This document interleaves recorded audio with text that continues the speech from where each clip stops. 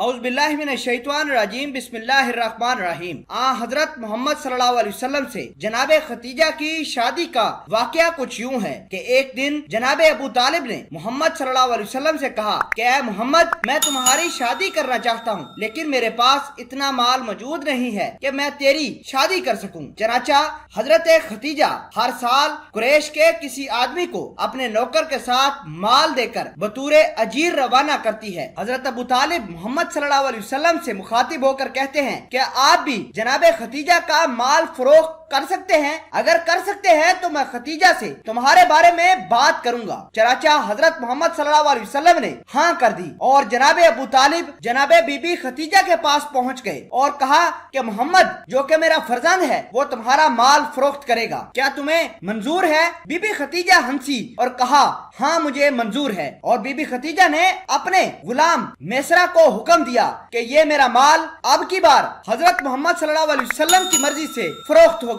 چنانچہ حضرت محمد صلی اللہ علیہ وسلم جناب ختیجہ کا مال لے کر روانہ ہو گئے۔ میسرہ جو کہ بی بی ختیجہ کا غلام تھا، وہ کیا دیکھتا ہے کہ پیغمبر صلی اللہ علیہ وسلم پر ایک خوبصورت بادل آیا ہے جو آپ صلی اللہ علیہ وسلم کو گرمی سے بچاتا ہے۔ آپ صلی اللہ علیہ وسلم جہاں سے گزرتے تھے وہاں پتھر اور درخت جھک کر آپ صلی اللہ علیہ وسلم پر درود و سلام بھیجتے تھے۔ درخت آپ صلی اللہ علیہ وسلم کو جھک کر الصلاۃ السلام علیکہ یا رسول اللہ کا ورد کرتے تھے۔ میسرہ نے یہ کہا کہ نبی اکرم صلی اللہ علیہ وسلم جس راہ سے گزرتے تھے وہ خوشبودار ہو جاتا اور آپ صلی اللہ علیہ وسلم جس زمین پر چلتے تھے وہ نرم ہو جاتی۔ چنانچہ نبی اکرم صلی اللہ علیہ وسلم پہلی مرتبہ جناب ختیجہ کا ساز و سامان فروخت کرنے کے لیے تجارت کی غرض سے گئے اور ڈھیر سارا منافع کما کر لائے۔ چنانچہ میسرہ جو کہ بی بی ختیجہ کا غلام تھا آپ صلی اللہ علیہ وسلم سے عرض کرنے لگا کہ یا رسول اللہ، میں اس کامیابی اور اس نفع کے بارے میں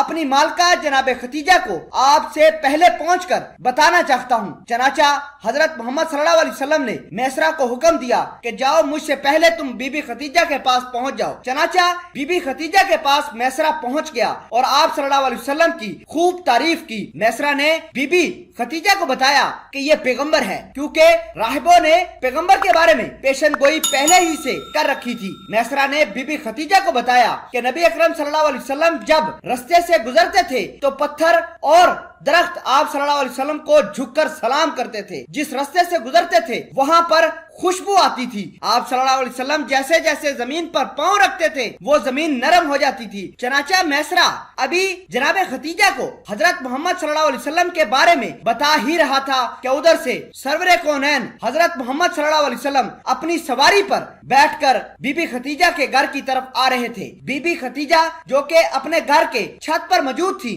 آپ صلی اللہ علیہ وسلم کو دیکھ کر کہنے لگی کہ یہ جو شہ سوار آ رہا ہے یہ کتنا شان و شوکت والا ہے، وہ دیکھو اللہ نے اس کے سر پر بادلوں سے چھاؤں کیا ہوا ہے۔ دو فرشتے آپ صلی اللہ علیہ وسلم کے دائیں اور بائیں جانب موجود تھے جو اپنی ننگی تلواریں ہوا میں گھما رہے تھے۔ بی بی ختیجہ کا کہنا تھا کہ یہ وہی شخص ہے جس کو میں نے اپنا سامان دے کر بھیجا تھا۔ حضرت محمد صلی اللہ علیہ وسلم کی شان و شوکت دیکھ کر بی بی ختیجہ نے پہلے تو اپنے چچا سے رجوع کیا کہ میں حضرت محمد صلی اللہ علیہ وسلم سے نکاح کرنا چاہتی ہوں۔ اجازت ملنے پر حضرت ختیجہ نے اپنی ایک غلام کو حضرت محمد صلی اللہ علیہ وسلم سے نکاح کے لیے کہلوا بھیجا۔ حضرت محمد صلی اللہ علیہ وسلم نے بی بی ختیجہ کی نکاح کی خواہش پوری کر دی۔ جناب ابو طالب اور حضرت محمد صلی اللہ علیہ وسلم دونوں مل کر جاتے ہیں بی بی ختیجہ کے پاس اور نکاح پڑھتے ہیں، اور یوں آپ صلی اللہ علیہ وسلم کی شادی مبارک جناب ختیجہ سے ہوتی ہے۔ اس شادی کو نہ صرف زمین پر بلکہ خدا